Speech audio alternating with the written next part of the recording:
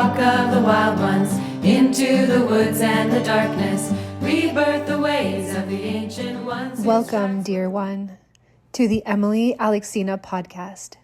I'm Emily, and I'm interested in finding and nourishing our highest human potential.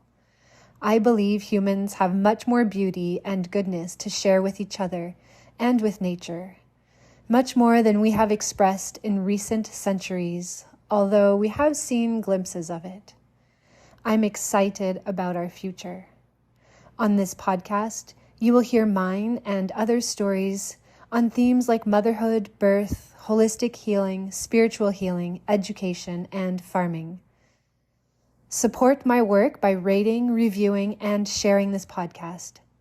Also consider making a financial donation via the link in the show notes. I'm currently saving for new microphones. Music is by Kate Sutherland.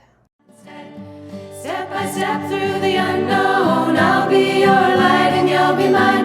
In darkness, let love light the way to feed the soil of changing time.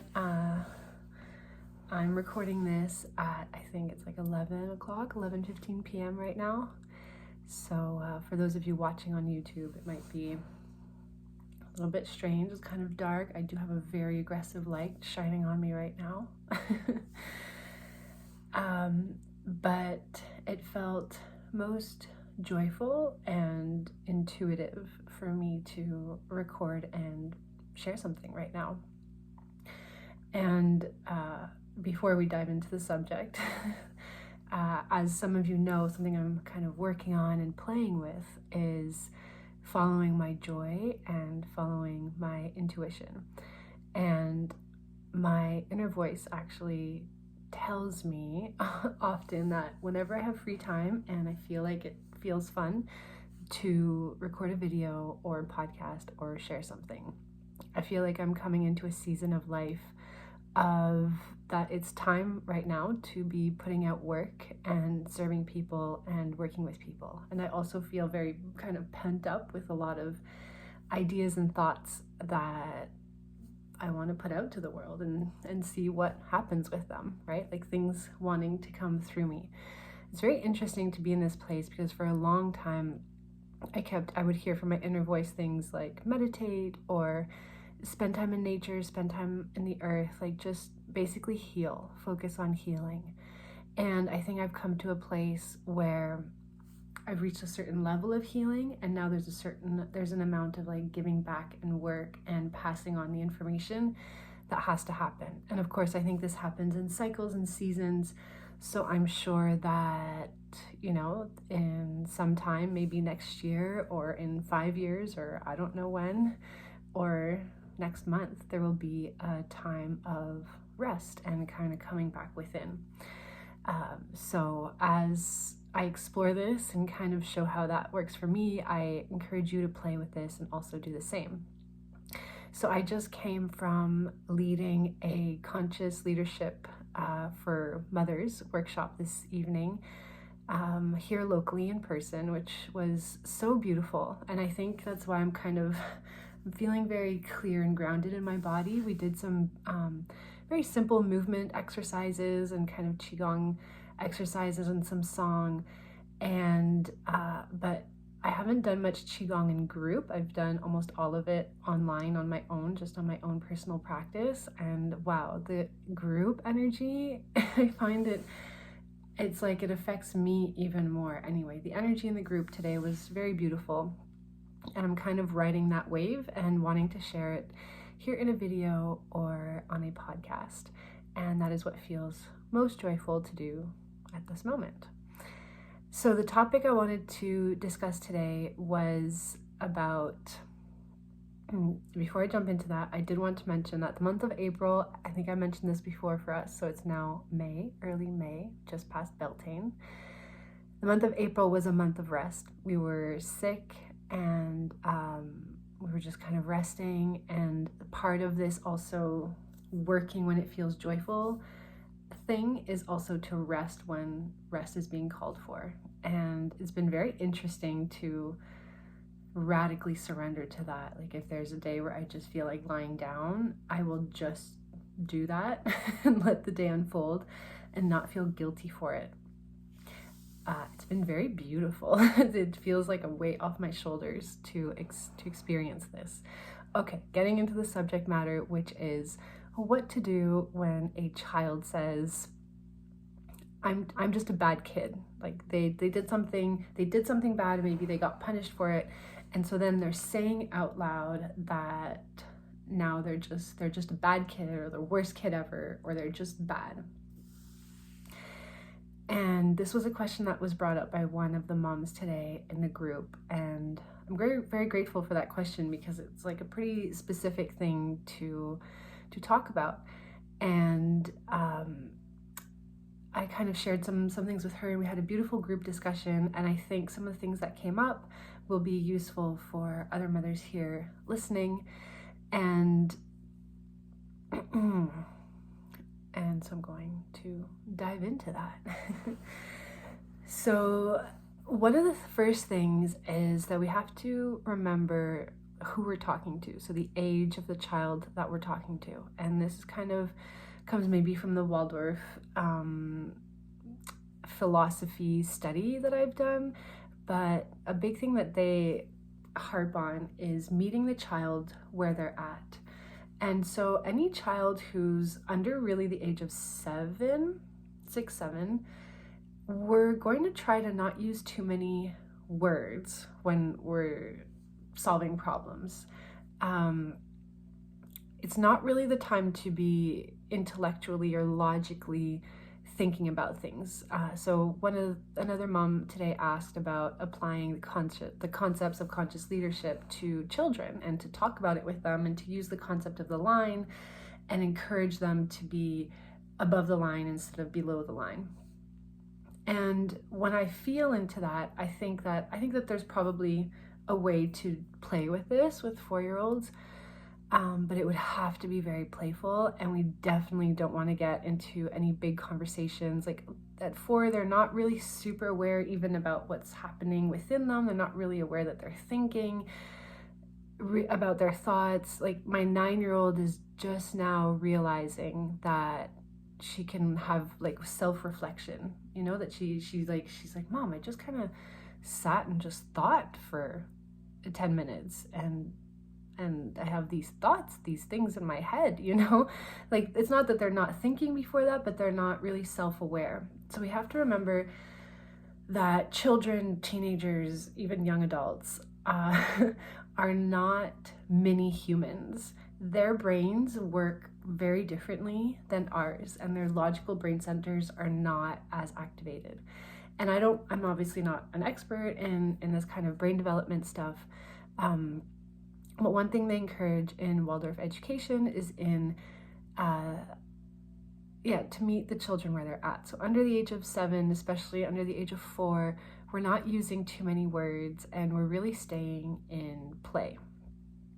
Okay, so that's the first thing that's important.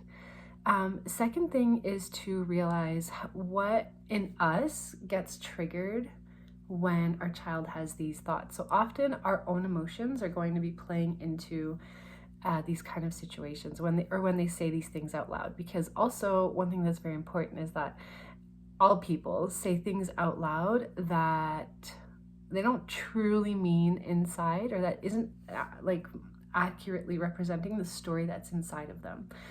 My husband taught me this. He's very intuitive, and he's like, don't listen to people's words. I'm like, what are you talking about?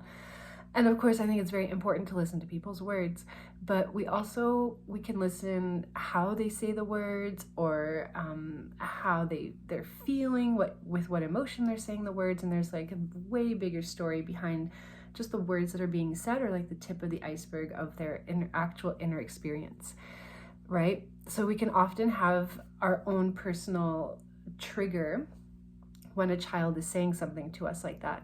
I've had my 6-year-old, she's more melancholic than my elder child, and she kind of can get lost in these kind of loops more easily than her older sister. And so what this mom was saying was that she was like, I feel so bad for her, like I don't want her to think this. And I tell her, And, you know, if this mom and these women are with me, forgive me if I got anything wrong. I'm pretty sure she said her daughter was 4. There might be a 6-year-old. I don't know. There were a lot of different ages talked about tonight, but I'm going to be talking about, you know, specifically for the different ages of 4, 6, and maybe even regarding my 9-year-old. Like, what if my 9-year-old said something like that? What kind of a conversation would I have with her then? So yes, first of all, how are we being triggered? Because a lot of the times our own guilt, the pressure that we keep ourselves under in terms of our parenting, and how, you know, this is another topic I kind of want to talk about, but how our kids turn out. We can have a lot of our self-esteem tied into our children. And so if they say something wrong, or if they feel bad, or if they feel sad, then like our whole self crumbles. And I do think this makes for difficult parenting and a challenging relationship when our own inner world and our self-esteem and our own sense of self-approval are tied to the behaviors of our children. I feel like I personally had my parents do this to me, especially my dad more so, and it's very fatiguing on a child. So that would be the first thing, is as a parent, if your child says, I'm a bad kid, or I think I'm a bad kid, that doesn't mean you're a bad parent at all. You know, it can make us feel maybe really guilty that maybe we disciplined them too strongly about something, a behavior that they did that was, you know, bad or inappropriate. I kind of like the word inappropriate rather than bad. Good, bad is like a subjective thing. So yes, to check our own self and our own reaction to that. And we might even have sometimes our own thoughts of like wanting to be a good person or a bad person, and maybe even wanting other people to think that we are a good person or a bad person.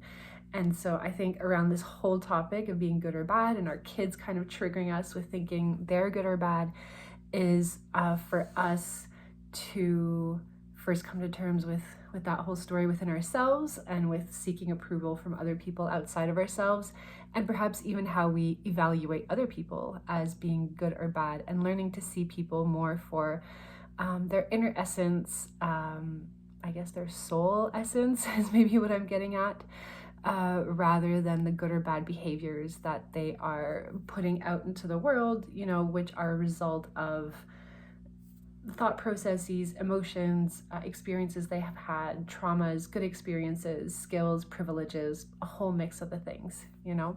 So I think, yeah, I guess this is getting into a bit more of a deeper conversation, but observing the world as, and seeing people for their essence rather than the tip of the iceberg is something that has just helped me in general for loving and accepting myself and others.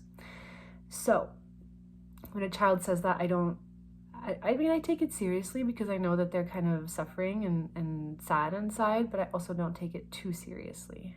Kids have a tendency to exaggerate, and it's going to be temporary.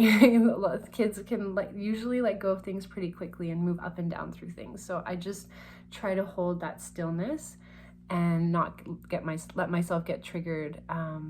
You know, I feel more compassion for them when they go through things like this. So that's one thing. Another thing I would add is that sometimes they might say this because they actually want us to try to convince them otherwise. And I don't know if as an adult, maybe you've done this to yourself, where, you know, you want someone to flatter you and say like, oh, my hair looks terrible today. And then people say, no, it really doesn't. You look great. You look fat. No, really, it just looks so horrible. No, you look so good, you know? And we're like asking for people to praise us or convince us otherwise, and we're kind of seeking attention.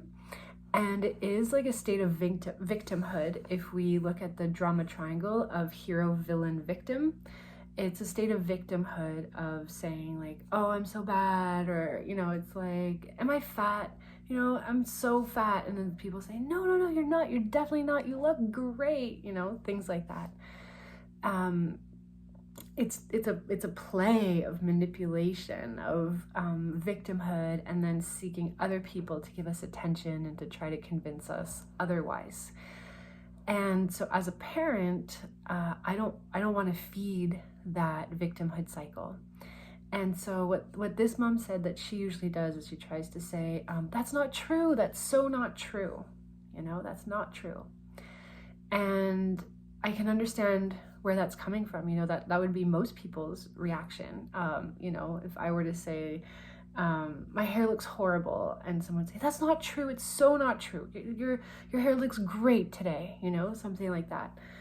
That's like what's the next instinct if we're continuing to play the game, especially for a child? What's the first instinct to that? Of course it is. It's like a fight back. It's like, no, I am bad. No, it's not true. I am bad. No, it's not true, but I am. And it becomes this battle.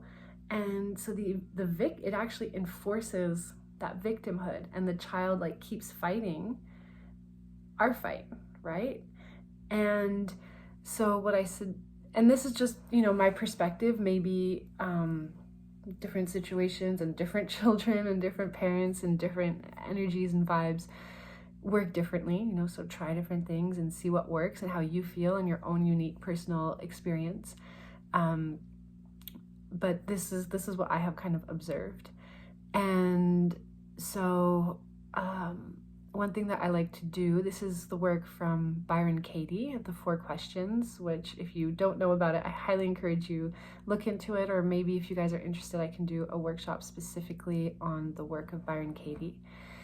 And I would just ask, is that true? Is that 100% true? And you just turn it around. You just open up curiosity, and then they have to ask themselves, oh, is it true? Am I saying something that's true? And then they might say like, yeah, of course it's true. And it's like, oh, you're bad. Are you a bad kid all the time? And you just ask them questions. Like, yeah, I'm horrible all the time. You just always yell at me, and so I'm always so bad. It's like, oh, well, I wonder about that thing you did the other day. Would bad kids do that? That beautiful, the way you made your bed, or the way you helped me, make cookies or whatever. Would a bad kid do that? And they might go, I don't know, like, no, or I don't know. And then it'd be like, oh, well, I guess you're not a bad kid all the time. And this is, of course, depending on the age of the child, but I would that's like kind of the kind of conversation I would get curious about and just open up. And it's like, we're not actually seeking to change that thought, because this is one thing, even in adults and in children, that no one wants their thoughts to be changed by someone else, actually. And really, no, like, external people can't change our thoughts. Our thoughts change internally, and that's the most sustainable way they are going to change.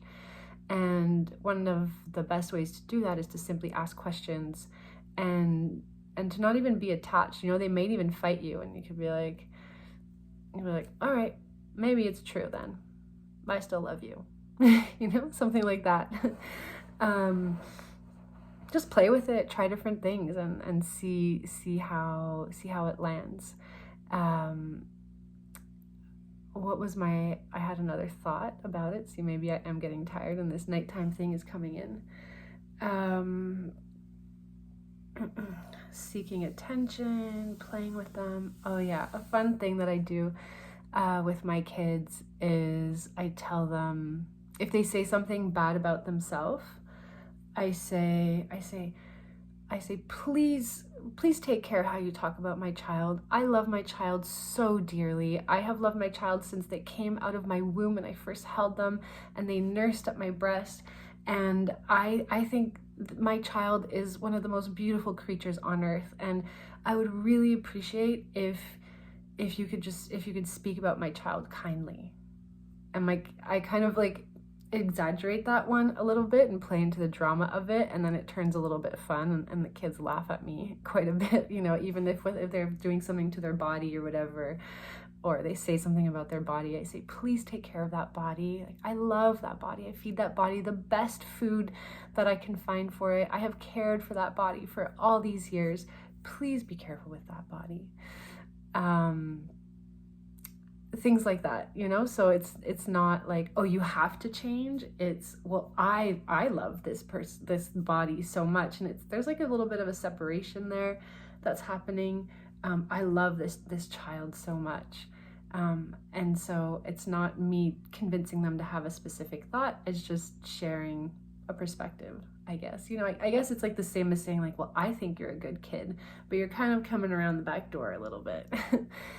And finally, this was something that I used to do with my eldest when she was younger, and I kind of forgot about it, and I might play with this a little bit more. But it was about how we see the world. I can't remember the context of this, but I remember she would be like, nothing's working today. You know what? She still kind of says that at night. I think I'm gonna have to use this on her. She'd say things like, nothing's working today. This is just a bad, sucky day. And I said, oh, do you have your sucky day glasses on? Do we forget to put on your good day glasses on? Oh, maybe I need to find my two. Where did I put them? You start looking for your fun day glasses, or your everything's bright and shiny, or unicorn glasses, whatever. And you take them out and you like put on your your unicorn glasses, and you say, oh, this is much better. Oh, I see something beautiful. I see some shiny blue eyes in front of me. I see some beautiful hair. I hear some giggles, and with your shiny unicorn glasses, then you can see the beautiful things and the happy things in life. And I think I would tell Leia that I would put my rose colored glasses on, or something that she needed her rose colored glasses on. And then we would just have a lot of fun. So yeah, with kids, it's all about creativity and fun, and I would say letting them be where they're at. I remember, this is one point that I kind of want to bring up with parents and people as well. One of the things my dad used to say to me is like, I just want you to be happy. I just want you to be happy. And for years, I was actually quite depressed and really anxious. And I felt like I was disappointing him all those times, because I was so miserable, and he just wanted me to be happy. And so then he was miserable that I was unhappy. And my mom too, she was quite affected by my periods of depression, and understandably so, 100%. But being the one who went through that, and having my parents be so torn up and affected by my emotional state, from my perspective, I feel like it could have been nice to have someone say, like, it's okay for you to be where you're at, and I love you, and also to not like drown with me. And so it's something I think about for my kids, that I wish them for sure a happy life. But if they have to go through periods of sadness and darkness and strife in order to get to their highest potential and most amazing life, then, then maybe that's what needs to be. And I will be there for them, and I will be sitting in presence and love for them as they go through it. I think it kind of reminds me of supporting women in childbirth. They're going through like some of the most extreme physical pain that you can feel in your life, and you just sit there knowing that they're able to get through it. It's a beautiful thing. So I guess it's like a similar energy to that. So I hope some of that is helpful to you guys. Thank you for listening, and rate the podcast and leave reviews is super helpful, or leave comments if you have questions. Send me emails. I love all the interaction and connecting with everyone. Thank you for tuning in, and I wish you a beautiful rest of your day wherever you are. May you follow your joy.